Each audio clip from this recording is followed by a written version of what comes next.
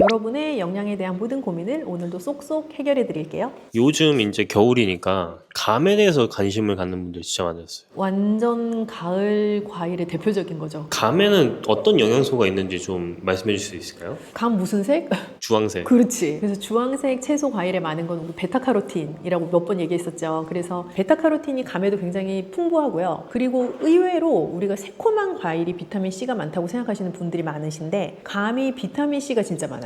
그래서 베타카로틴과 비타민C가 감에는 아주 풍부하다라고 생각을 하시면 될 것 같고, 우리가 천연 당분이라고 하는 자연 당 성분도 감에 굉장히 많아요. 그래서 감에서 단맛이 나는 건 내가 설탕을 뿌리지 않았지만 그 감 자체가 가지고 있는 고유의 당 성분이 많기 때문이기도 하죠. 감으로 인해서 만들어지는 게 진짜 많잖아요. 단감이 있고 홍시가 있고 연시가 있고 곶감이 있는데 종류가 진짜 많은데 영양소 관점에서 봤을 때 이 중에서 어떤 게 제일 좋은지 잘 모르겠어요. 피디님 뭐 좋아하시는데요? 그 중에? 저는 곶감이랑 홍시를 좋아해요. 뭐 단 거 좋아하시네. 사실 그 감이 감나무에서 딱 열려있는 그 순간의 감은 단감에 가깝고요. 그 단감을 우리가 먹을 때 떨다라는 표현을 하시는 분들이 계시잖아요. 단감 자체는 후숙이 완벽하게 되지 않으면 떨다, 탄닌으로부터 오는 그 떫은 맛이라는 게 나기가 쉽고, 대신 단감 자체는 비타민C가 굉장히 많은 감 종류예요. 근데 그게 후숙이 되어 갈수록 우리가 연시, 반시라고 부르는 반쯤 후숙된 거, 홍시 진짜 완전 후숙된 거, 그리고 말린 거 곶감, 이렇게 생각을 하시면 되는데, 이게 후숙이 돼서 단맛이 많이 나면 날수록 단위 중량당 당분의 함량이 굉장히 높고 모든 영양소가 농축될 수 있다라는 문제 아닌 문제가 있습니다. 그래서 곶감 아까 좋아하신다고 하셨는데, 곶감은 칼로리도 높고요, 당분도 굉장히 높고, 우리 또 신장 고민 있는 시청자들이 많으신데 칼륨 함량도 굉장히 높아요. 근데 홍시, 연시 이 친구들은 우리 감 먹을 때 이렇게 실같이 나오는 거 있잖아요. 식이섬유 함량이 높은 편이죠. 지금 얘기로 들어봤을 때는 곶감이 가장 위험하다고 볼 수도 있겠네요. 당뇨가 있으시거나 신장질환이 있으신 분들은 곶감이 위험하죠. 많이 드시면 안 돼요. 한 개 정도. 하루에 한 개. 근데 하루에 한 개를 약처럼 꾸준히 안 드셔도 되고요.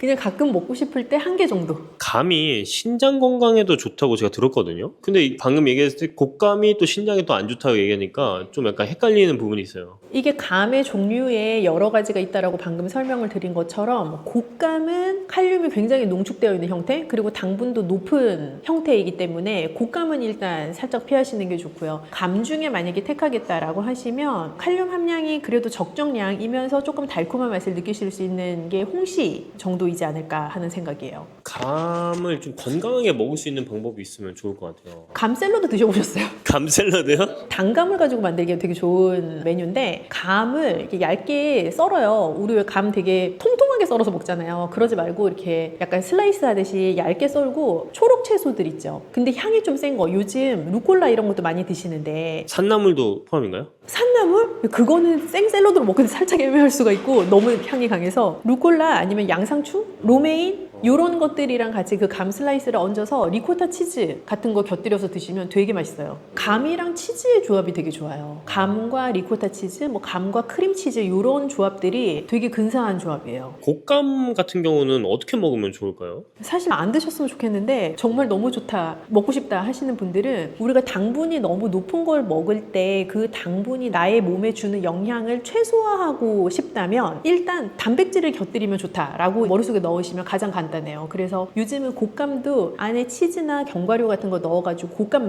말아낸 것들 있는데, 그런 거는 조금 더 곶감이 가지고 있는 높은 당 성분을 조금은 낮추어서 흡수시켜 줄 수 있는 장치? 그런 재료와의 조합인 거죠. 홍시 같은 경우는 어떻게 먹으면 좋을까요?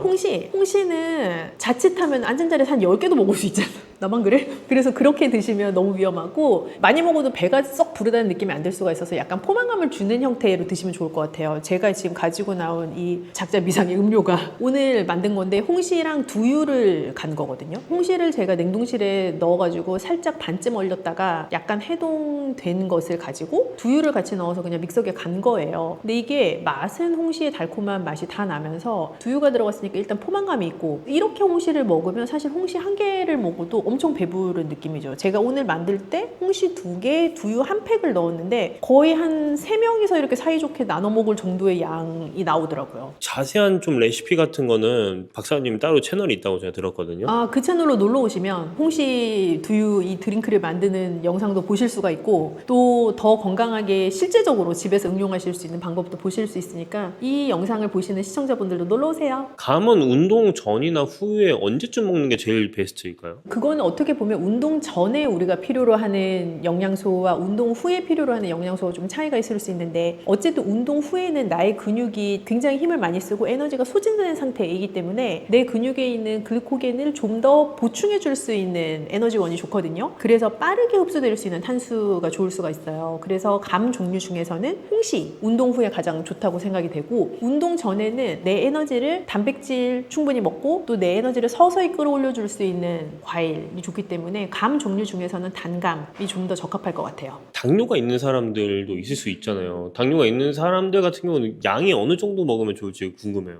어르신들 중에 감을 좋아하시는 분들이 매우 많으셔서 앉은 자리에서 여러 알을 드실 수 있다고 저에게 자랑처럼 말씀하시는 분들이 계신데 감은 혈당을 꽤 많이 올릴 수 있는 과일이거든요. 그래서 하루에 반 개에서 1개 정도가 맥시멈이라고 생각하고 드셔야 돼요. 그 정도 양이 적당합니다. 단감이 됐든 곶감이 됐든 홍시가 됐든 상관없이 딱 그 정도 양을 네, 그 정도 양을 추천드려요. 감은 변비에 좋은 거예요, 나쁜 거예요? 그것도 또 감의 종류에 따라 살짝 차이가 있을 수 있어요. 감 먹으면 변비 오니까 많이 먹지 말라고 하는 어른들도 계시거든요. 그건 단감을 많이 먹었을 때 그럴 수 있어요. 단감의 떫은 맛을 내는 탄닌이라는 성분은 변비를 유발할 수 있는 성분이기 때문에 단감을 너무 많이 드시면 변비를 겪으실 수 있고요. 반대로 홍시에는 실같이 보이는 식이섬유가 많이 들었잖아요. 그래서 홍시는 감으로 인한 변비를 유도하기보다는 오히려 나의 변비를 조금 해결하는 데 도움을 줄 수 있는 형태의 감인 거죠. 그러면은 단감 같은 걸 좋아하는 분들이 꽤 있을 수 있는데 아까 말씀하셨듯이 그 탄닌으로 해서 떫은 맛이 많이 나잖아요. 이런 건 좀 중화시킬 수 있는 방법이 있을까요? 일단 후숙을 하셔야 돼요. 그래서 잘 익히면 일단 탄닌 성분이 줄어들고 떫은 맛이 덜 나기 때문에 익혀서 드셔야 되는데 보통 냉장고에 그냥 그대로 넣으시는 분들 계신데 그렇게 하는 것보다 약간 서늘한 곳에서 후숙이 된 상태로 냉장 보관을 하시면 훨씬 달콤하게 단감을 드실 수가 있고 빨리 먹고 싶어 막 그러면은 이게 되게 웃긴 방법이라고 생각하실 수 있지만 종이봉투 같은 데에 사과하고 감을 같이 넣던지 바나나하고 감을 같이 넣으면 감이 빨리 익어요. 왜 그렇게 되는 건가요? 그러니까 이게 에틸렌 같은 성분들이 서로 나오면서 감을 좀 후숙시키는 성분이 그 봉투 안에서 돌게 되면서 감이 좀 빨리 익게 되는 효과가 있죠. 곶감을 만들다 보면 흰색 가루가 생기잖아요. 겉에 네, 그거 곰팡이 아닌가요? 곶감을 보면 요즘 뭐 명절에도 곶감 세트 많이 선물 받으신 분들도 계실 텐데 어떤 곶감은 되게 반짝반짝하고 감 색깔인데 어떤 건 이렇게 하얗게 표면에 껴있단 말이죠. 그러면 사람 눈이 또 보기가 좋은 거를 원하니까 이 전자에 해당하는 반짝반짝을 원하실 수 있지만 옛날 어른들이 말씀하셨죠. 그 허연 게 단 거라고.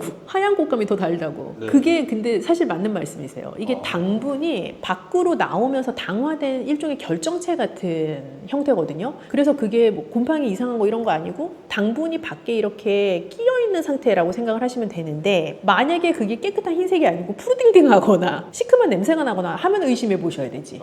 이미 자연적으로 나온 당 성분 자체가 겉에 결정화되어서 생긴 거예요. 제가 마지막으로 좀 궁금한 건 아까 홍시를 갈아서 이렇게 두유랑 넣어서 만드셨다고 했잖아요. 그게 무슨 맛인지 좀 궁금하거든요. 이거 제가 아까 엄청 먹어가지고 처음 만들었을 때보다 두유 맛이 덜 나고 홍시 맛이 더 나는데요. 처음에 만들었을 때에는 홍시의 달콤함이 있는 상태에서 두유 맛이 강하게 나서 약간 두유의 여러 맛이 있잖아요. 그것처럼 홍시 두유가 있다면 이런 맛이겠다라고 생각했는데 지금은 홍시 맛이 더 많이 나요. 두유의 끝맛이 지금 입안에서 살짝 나는 정도예요. 그러면 당뇨 있으신 분들한테 훨씬 좋은 걸 수도 있겠네요. 당뇨 있는 분들한테는 홍시 드시는 방법 중에 이 완전 추천. 근데 신장질환 있으신 분들은 단백질 섭취 조금 조심하셔야 되니까 이제 그런 경우에 좀 조심하셔야 되죠. 너무 많이 드시지 말고. 그러면 신장이 좀 안 좋으신 분들 같은 경우는 두유를 넣지 말고 그냥 갈아서만 드시는 것. 갈아서만 드셔도 되고 그럴 때 약간 레몬즙 같은 거 조금 추가하시면 홍시의 달콤한 맛이 더 확 하고 올라와서 좀 더 맛있죠. 건강하게 드시고 싶은 분들한테 마지막 한마디 해주시면 좋을 것 같아요. 여러분 제가 늘 말씀드리잖아요. 뭘 먹는지도 중요하지만 어느 만큼 먹는지 중요하다고 늘 말씀드리죠. 감은 반 개에서 1개 정도 그게 적당한 양이다 생각하고 즐겁고 재미있는 감 생활 하세요.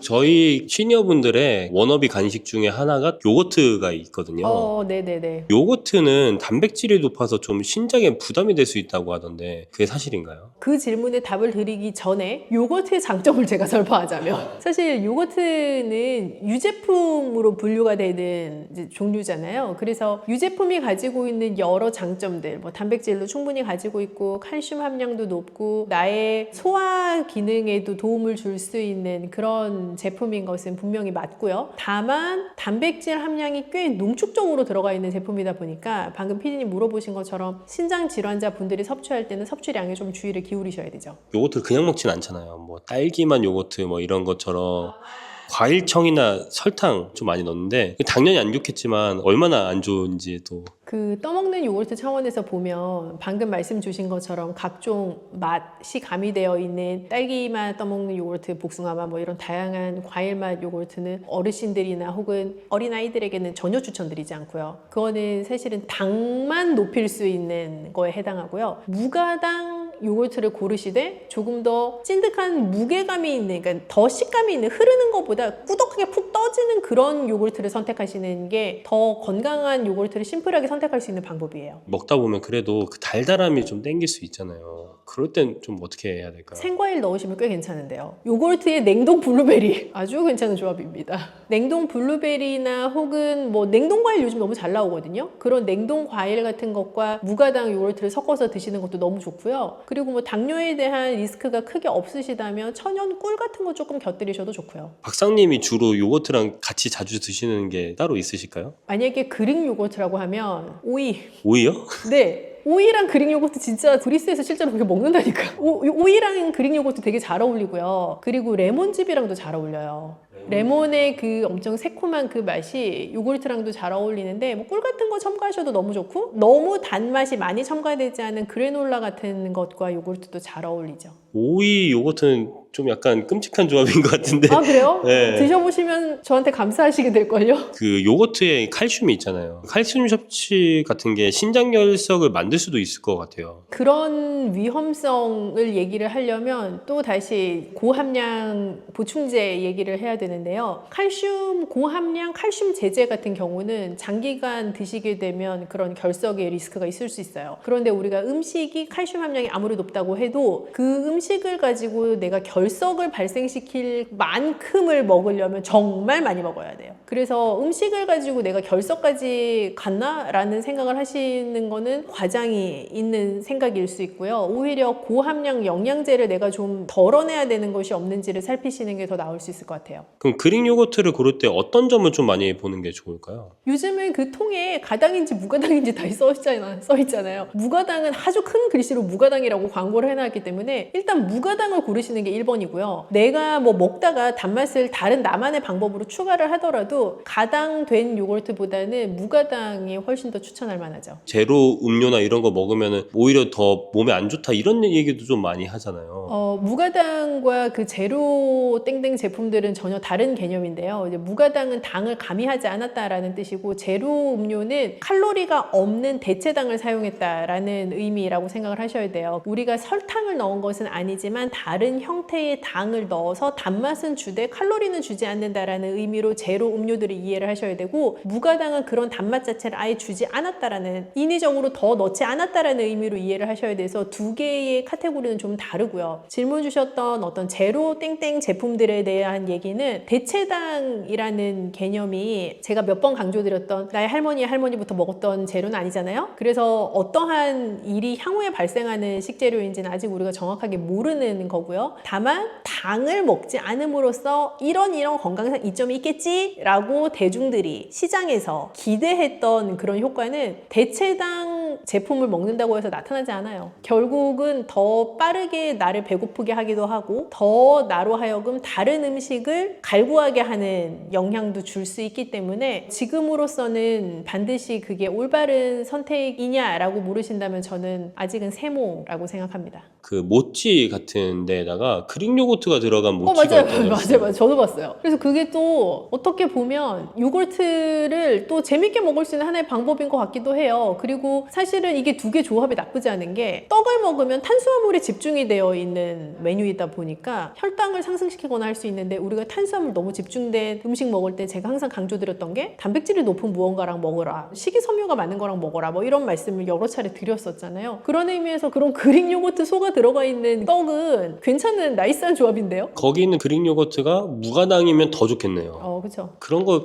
근데 맛이 있을지가 좀 궁금하긴 합니다. 그런 거. 그게 매니아들이 있더라고요. 그것만 드시는. 그건 만드시는 분이 있어요. 네. 저는 약간 되게 전통적인 맛을 찾을 것 같은데 또 그릭 요거트 맛을 선호하시는 분들 계신가 봐요. 근데 그런 걸 먹었을 때 실제 영양적으로 봤을 때는 그런 게 조합이 괜찮나요? 배합이 괜찮은지가 좀 궁금해요. 그쵸. 뭐 쌀 자체는 탄수화물이 많은 곡류이면서 다른 잡곡류들 대비해서는 단백질 함량도 좀 낮고 다른 무기질 함량도 좀 낮고 식이섬유 함량도 낮은 이제 곡류인 건데 그릭 요거트 자체는 사실 단백질 함량이 높은 유제잖아요. 그래서 쌀을 많이 먹음으로써 뭐 좀 더 광의로 생각해 보면 탄수화물을 많이 섭취함으로써 나타날 수 있는 혈당의 상승을 좀 보완해 줄 수도 있고요. 둘 사이에 영양소를 서로 가지지 않은 것들을 같이 먹게 되니까 영양소 섭취 차원에서도 좀 균형 있는 섭취가 될 수 있죠. 번외적인 질문인데 유산균을 또 어떻게 배합을 하느냐에 따라서 치매 개선에 도움이 된다는 얘기가 또 있어요. 이게 이제 어떤 차원에서 생각하면 요즘 가장 핫한 연구 주제에 해당하는 장 건강과 브레인 건강 사이에서의 어떤 상호 관계가 있느냐의 문제이기도 해요. 유산균을 어떻게 배합해서 치매 개선 혹은 예방 효과가 있다라는 작은 형태의 정의로 설명할 수 있다기보다는 내 장내 유산균 밸런스를 어떻게 장내 미생물 밸런스를 어떻게 유지를 해야 내 뇌 건강에 영향이 있느냐라는 좀 큰 연구 주제 하에서 굉장히 많은 연구팀에서 연구하고 있는 거죠. 마지막으로 그릭 요거트를 좀 건강하게 드시고 싶은 분들에게 한마디 이제 얘기해 주시면 좋을 것 같습니다. 그릭 요거트는 사실 간식으로 선택하기에 굉장히 좋은 제품인데요. 더 좋은 건강한 선택을 하시려면 무가당 그릭 요거트를 택하시고 맛있다고 한 번에 너무 많이 드시지 말 것. 그 두 가지의 지침을 생각해 주시면 될 것 같아요. 비타민C가 좀 우리 몸에 어떤 영향을 좀 주나요? 뭐 그런 말 들어보셨을 건데 비타민C 먹어라 감기 떨어진다.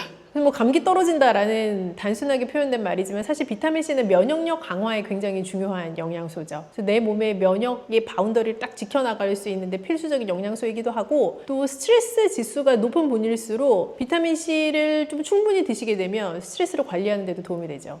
스트레스 관리에도 도움이 되나요? 스트레스 자체가 사실은 굉장히 복합적인 여러 증상을 통칭하는 용어잖아요. 그래서 내가 스트레스가 높음으로써 면역력이 떨어질 수도 있고 하니까요. 사실 면역력 강화에 도움이 되는 비타민C는 스트레스 관리에도 도움이 된다라고도 볼 수 있죠. 굉장히 신박한 말씀이시긴 하네요. 요즘 들어서 사람들이 좀 관심을 갖는 게 비타민C 영양제가 있잖아요. 그런 걸 또 함부로 먹으면 좀 몸에 안 좋다 막 그런 얘기가 또 있더라고요. 몸에 좋다 안 좋다를 떠나서 일단 굉장히 고함량의 비타민C 영양제 같은 경우는 비타민C는 수용성 비타민이기 때문에 고함량을 먹는다고 해가지고 나한테 다 남아있지 않아요. 일단 내가 필요한 만큼 뭐 쓰고 나면 나머지는 다 그냥 소변으로 배출되는 거예요. 그래서 아주 고함량의 비타민C 영양제를 드신 분 중에 화장실 갔더니 난생 처음 보는 소변의 색깔을 보실 수 있는 분이 계실 텐데 그러면 너무 고함량의 비타민C를 드신 거죠. 그 어떻게 보면 그 비타민C 같은 거는 정제된 거를 같이 하나의 알약으로 하거나 가루로 하는 거잖아요. 비타민C 하면 떠오르는 과일들이 엄청 많이 있는데 그런 것과 비타민C 영양제와 과일을 비교했을 때 어떤 걸 먹는 게 좀 더 좋을까요? 둘은 비타민C라는 공통 키워드를 공유하고 있지만 저의 입장에서는 굉장히 다른 종류죠. 비타민C 영양제라는 것은 특정 하나의 영양소에 집중해서 그 영양소를 아주 고함량으로 농축적으로 밀어넣은 저의 입장에서 식품은 아니고요. 그런 제품이라면 비타민C 함량이 자연적으로 높은 과일류들은 비타민C뿐만이 아니라 각종 식이섬유 그리고 그 과일의 원래 색깔이 가지고 있는 항산화 성분 등등을 한꺼번에 다 복합적으로 먹을 수 있으면서도 고함량 비타민C가 줄 수 있는 있는 위험도도 전혀 갖고 있지 않은 오히려 더 안전한 비타민 섭취의 방법인 거죠. 과일 중에서도 비타민C 함량이 좀 있는 게 다 있잖아요. 어떤 과일들을 먹었을 때 좀 비타민C를 더 잘 섭취할 수 있을까요? 아마 머릿속에 있는 그런 과일일 텐데요. 사실은 딸기가 비타민C가 진짜 높고요. 그리고 블루베리도 비타민C가 많고요. 한라봉, 각종 귤 종류들, 망고 비타민C 높고요. 뭐 사과도 비타민C 높긴 하지만 그 중에서 청사과 추천할 만하고요. 청사과가요? 네. 그리고 요즘 또 한참 이제 겨울 되면 많이 드시게 될 유자차를 만드는 유자도 비타민C가 많죠.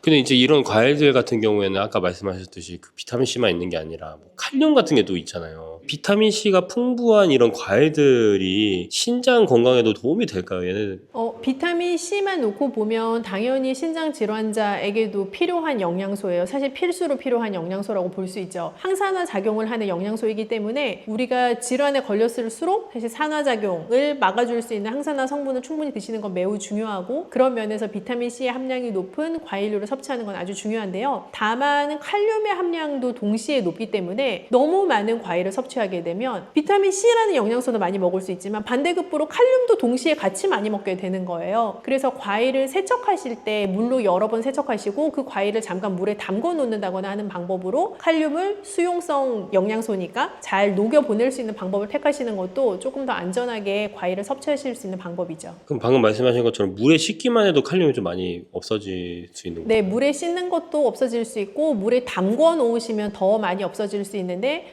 모든 또 나의 행위에는 얻는 것과 잃는 것이 동시에 존재하기 때문에 비타민C도 물에 오래 담궈 두면 같이 없어져요. 그래서 사실은 칼륨도 용해돼서 없어질 수 있고 비타민C도 물에 닿으면서 같이 없어질 수 있는 영양소에 해당하긴 합니다. 그럼 대체 어느 정도로 씻어야 될까? 이런 또 고민이 또 많이 생기는 것 같아요. 사실은 농약에 노출되었을 가능성이 높은 종류의 과일이나 칼륨의 함량이 높은 종류의 과일일수록 이제 물에 뭐 한 30분 정도 담가 놓아라라고 지침을 드리기는 하고요. 그런 지침을 좀 따라서 섭취를 하시게 되면 칼륨을 상대적으로 좀 낮추어서 먹을 수 있다라는 방법인 것은 확실하지만, 여기서 더 중요한 것은 많이 드시면 말짱꽝이다라는 거죠. 그래서 정해진 양만큼 드시는 게 중요합니다. 그 정해진 양이 찹쌀떡 하나만큼 막 70g 이렇게 작은 양은 아니겠죠? 그렇게 딱 잘라서 말씀드릴 수는 없겠고, 뭐 사실 블루베리라고 하는 과일로 생각해 보자면 그건 우리가 표준화된 사이즈가 머릿속에 각자 있으시잖아요. 수박만한 블루베리를 상상하시는 분은 안 계시니까. 그래서 블루베리 같으면 한 줌 정도 괜찮을 것 같아요. 블루베리 한 줌 정도, 다른 과일들도 약간 그 정도 양이에요. 종이컵 한 반컵 정도 해당하는 양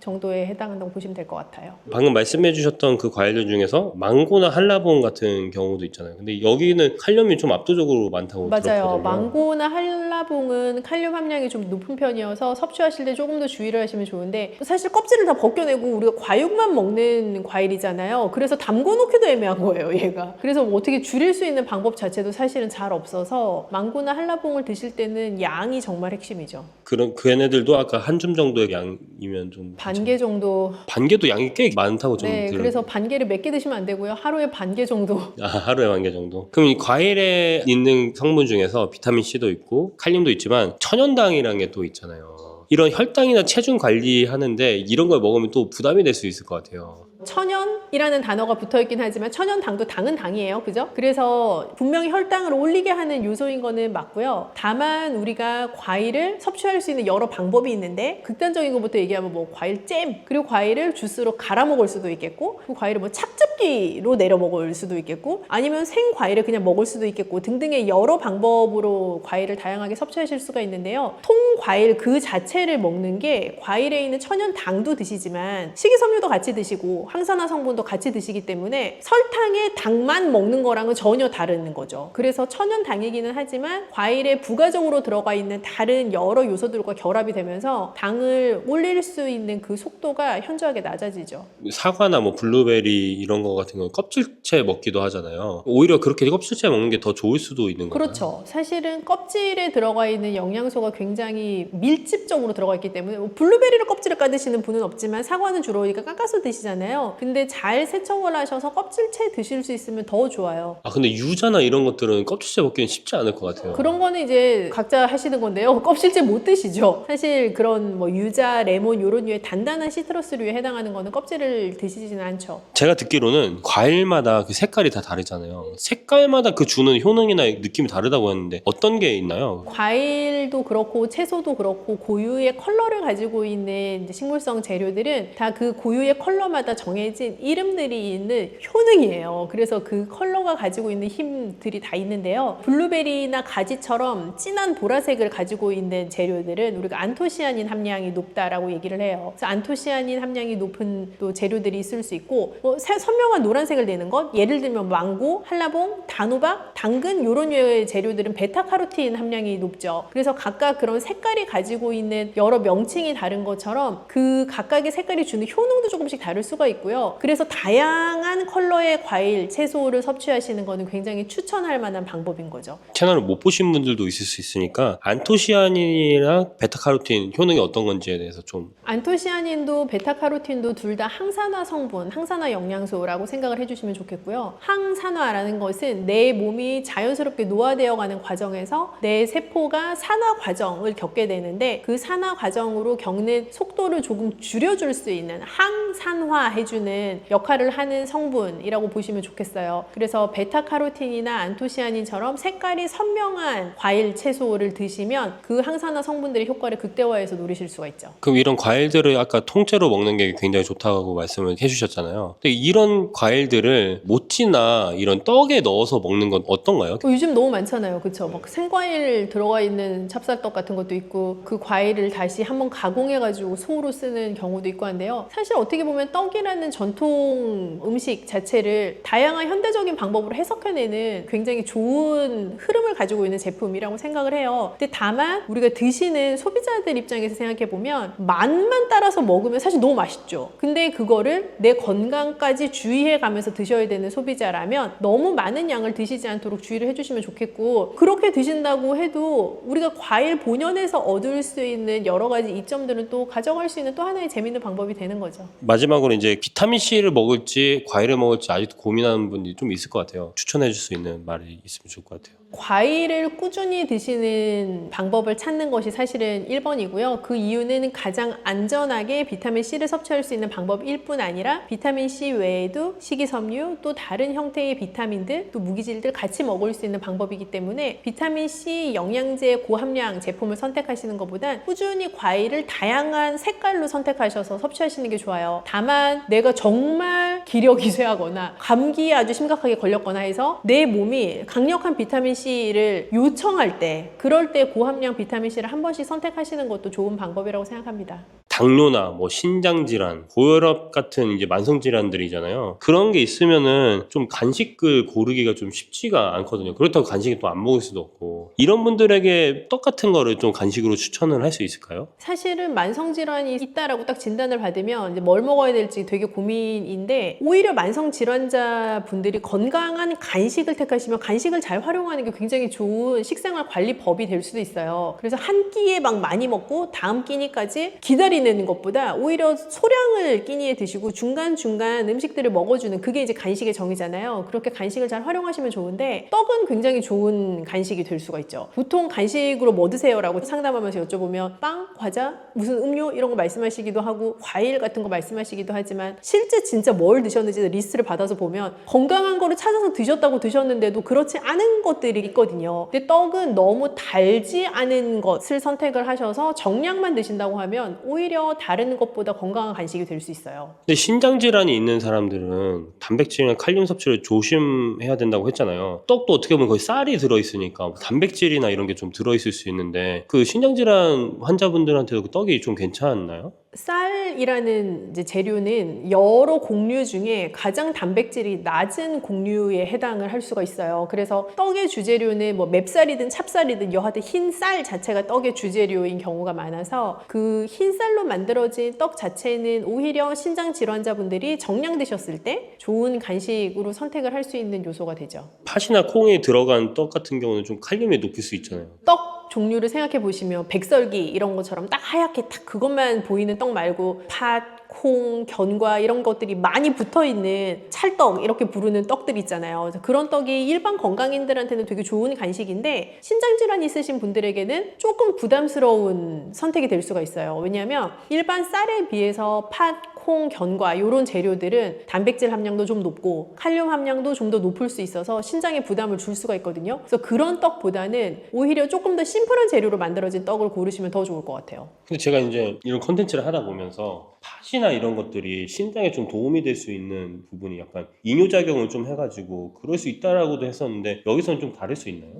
우리가 이뇨작용이라고 이제 얘기를 하면 소변을 배출하게끔 하는 작용을 더 이제 촉진시킨다라는 개념으로 이해를 할 수가 있는데 사실 우리나라의 여러 컨텐츠들이 키워드를 기반으로 내용을 띄울 때 이뇨작용은 붓기 제거, 다이어트, 뭐 체중 감량 요런 류의 키워드 안에서 이제 돌던 하나의 뭐 영양상의 이점이라고도 많이들 이해를 하고 계실 거예요. 그런데 이제 신장이라는 게 소변을 배출하는 기능이랑 연관이 있다 보니까 소변 자체를 많이 나오게 하면 신장 건강에 좋지 않을까라는 생각으로 자연스럽게 이어지실 수도 있을 것 같은데요. 이뇨작용을 촉진시키는 식재료 자체가 신장 건강에 반드시 도움이 된다고 볼 수는 없고요. 오히려 그 재료들이 가지고 있는 칼륨의 함량이 너무 높아서 과량으로 먹었을 경우에 내 신장에 좀 더 무리가 될 수 있는 내가 생각하지 않았던 반대의 효과도 있을 수 있죠. 고혈압이 있는 분들한테는 떡이 괜찮을 수 있을까요? 고혈압이 있는 분들이 가장 1번으로 조심하셔야 되는 영양소가 관리해야 되는 게 이제 나트륨이라고 다들 알고 계시는데 나트륨 함량이 높은 건 대부분 소금이 많이 들어가서 내 입에서 짠맛이 나거나 혹은 뭐 간장, 다른 뭐 케첩 이런 류의 다른 부가적인 양념류가 굉장히 많이 사용이 돼서 내 입맛에서는 뭐 아주 짜진 않아도 실제 음식이 가지고 있는 나트륨 함량이 높거나 이제 하는 그런 여러 가지 요인들이 있는데요. 떡 자체는 전통적인 조리법에 의해서 만들어진 떡이라면 사실 나트륨이 추가적으로 많이 들어가지 않아요. 그래서 나트륨 함량이 떡 자체가 높다라고 볼 수는 없어요. 실제 떡 먹고 아이고 짜서 못 먹겠다 이렇게 생각하시는 분은 안 계시잖아요. 그래서 그 떡 자체가 가지고 있는 나트륨 함량은 그렇게 높지 않기 때문에 고혈압 진단 받으신 분들에게도 정해진 양을 잘 지키실 수 있으면 떡은 좋은 간식이 될 수 있죠. 고혈압 분들한테 좀 권장하는 양이 있을까요?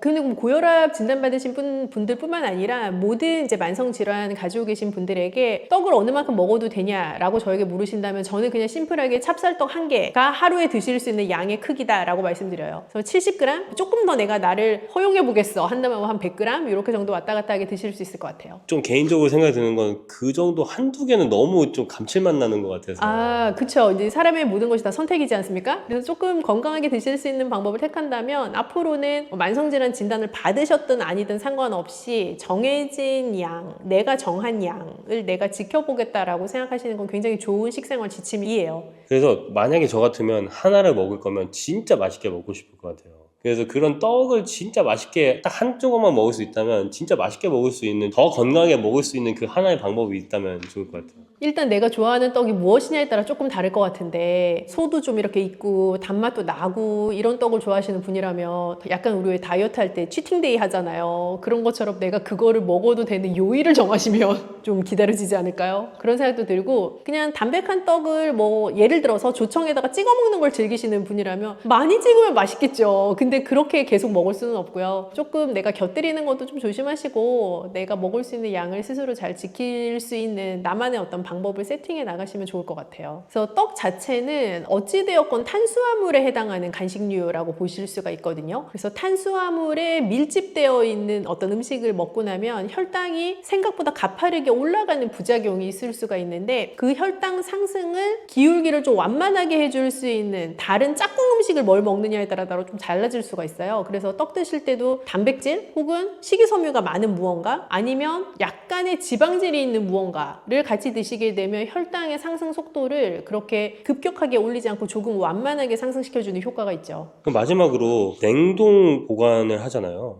이런 떡들을 좀 맛있게 먹으려면 어떻게 하면 좋을까요? 떡을 이제 구매를 하시고 나면 대부분 실온에 두신 상태의 그 소비 기한 동안에 빠르게 드시거나 아니면 그 기간 안에 못 드실 것 같으면 이제 냉동에 넣는 게 가장 떡을 잘 보관할 수 있는 방법인데, 냉동에 넣어놓은 떡을 내가 다른 추가적인 조치 없이 해동만 한 상태에서 바로 먹으려고 그러면 그 떡의 쫀득한 식감도 없어지고 옛날에 보들보들 쫄깃쫄깃 이런 거 다 없어요. 그래서 그렇게 먹을 수는 없고요. 냉동된 떡 자체는 전자레인지에 가볍게 돌려주시거나 그때 물을 이렇게 조금 뿌려주시면 더 좋고요. 아니면 찜기에 살짝 다시 쪄서 드시면 원래의 떡의 본연의 맛을 좀 더 즐기실 수가 있죠.